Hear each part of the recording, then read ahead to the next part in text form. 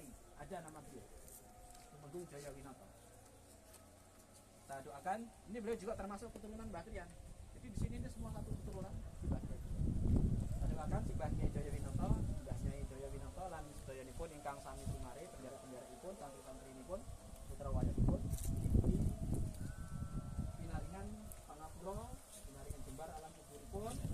Kita masuk golongan ingkang pikantuk syafaatipun Kanjeng Nabi Muhammad sallallahu alaihi wasallam. Al-Fatihah.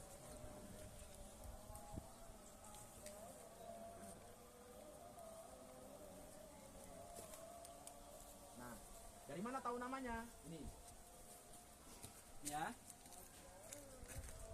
Ngalamat sedonipun Rahadin Tumenggung Jaya Winata ingkang swarga.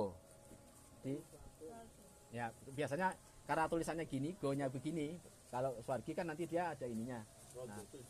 Nah, kira-kira gitu. Ingkang swarga niku ya min ahlil jannah gitu ya. Nah.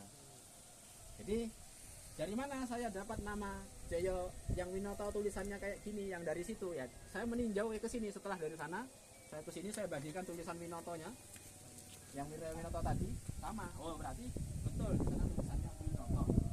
Itu Wirya Winata, yang di sana, yang sini Jaya Winata. Sedangkan ini istri beliau. Ini tulisannya nggih.